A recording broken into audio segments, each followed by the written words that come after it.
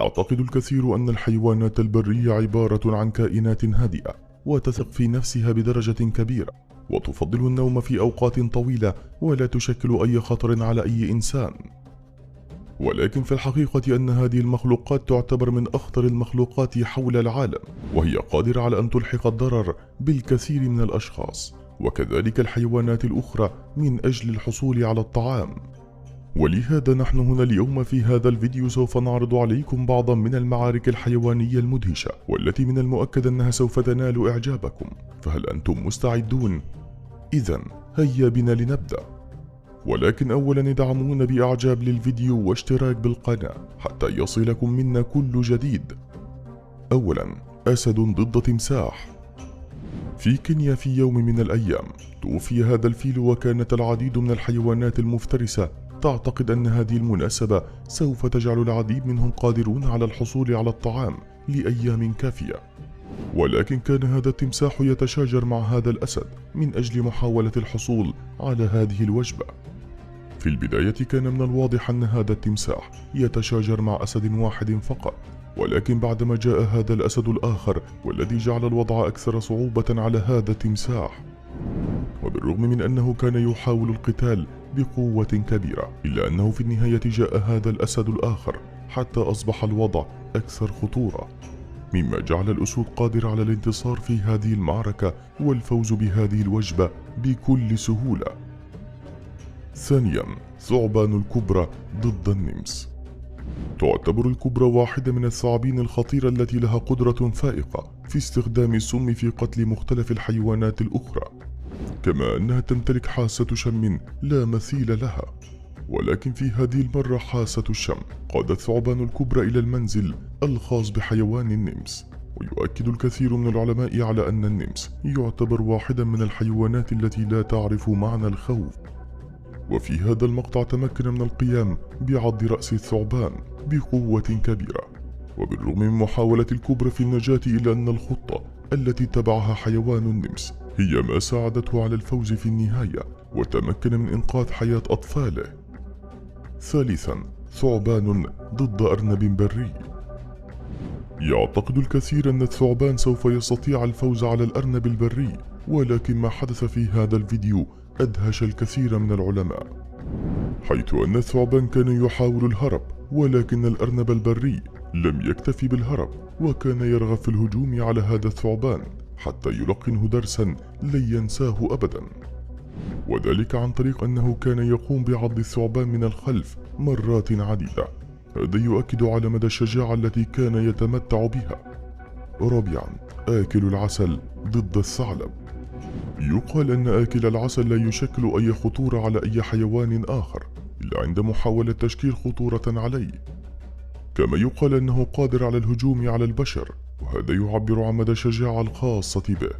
في إحدى حدائق الحيوان تم تصوير هذا الفيديو لهذه المعركة بينه وبين الثعلب، حيث كان يرغب آكل العسل في صيد صغار الثعالب، ولكن الأم كانت تتصدى لهذه الهجمات، ولكن في النهاية استطاع آكل العسل أن يفوز في هذه المعركة بعد القضاء على أنثى الثعلب وافتراس صغارها. خامسا، الأسد ضد قطيع من الضباع.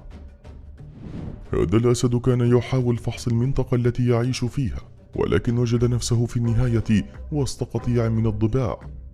هذا القطيع كان يتكون من 20 ضبع، وهذا يؤكد على أن فرصة الفوز في هذه المعركة سهلة بالنسبة للضباع، حيث كان مستحيل أن يتمكن الأسد من التصدي لهذا العدد الكبير. ولكن فجأة ظهر هذا الأسد الآخر، والذي قام بتقديم المساعدة إلى صديقه قبل أن يتم قتله على يد هؤلاء الضباع.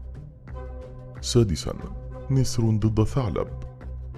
من المعروف أن النسر يقوم بالهجوم على الحيوانات الصغيرة في الحجم، ولكن في هذا الفيديو استطاع الهجوم على الثعلب.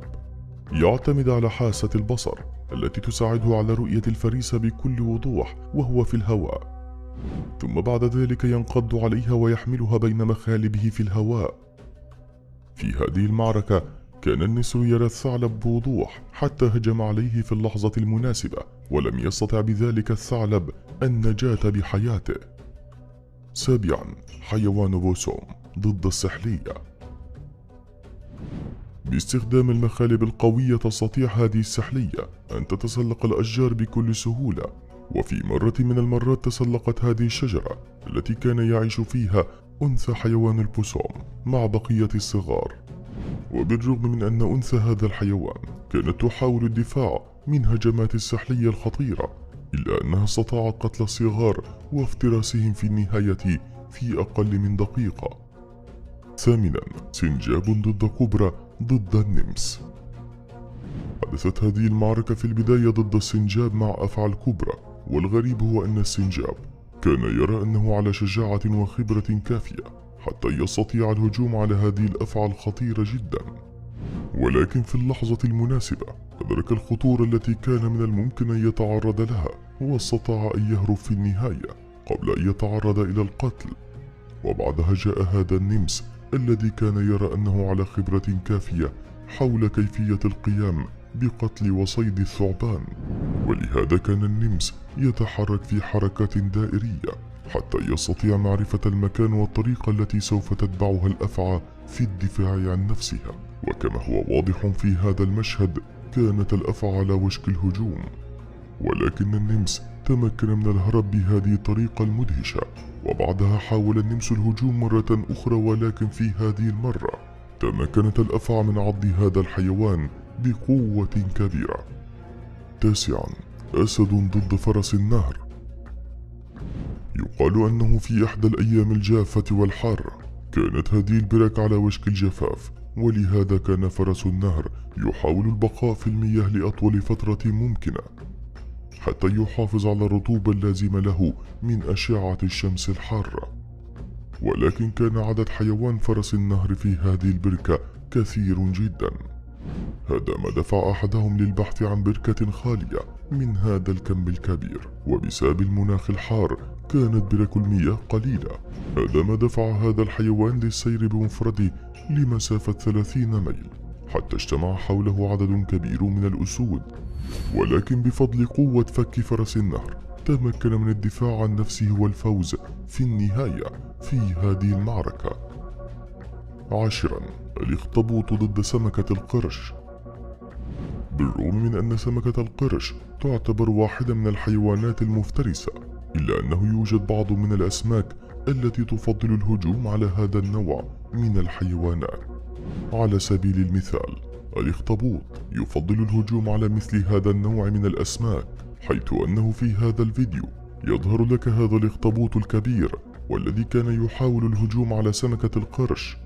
يتمتع الأخطبوط بقدرة فائقة في الاختباء والتمويه والبقاء داخل الجحور من أجل انتظار اللحظة المناسبة للهجوم على الفريسة.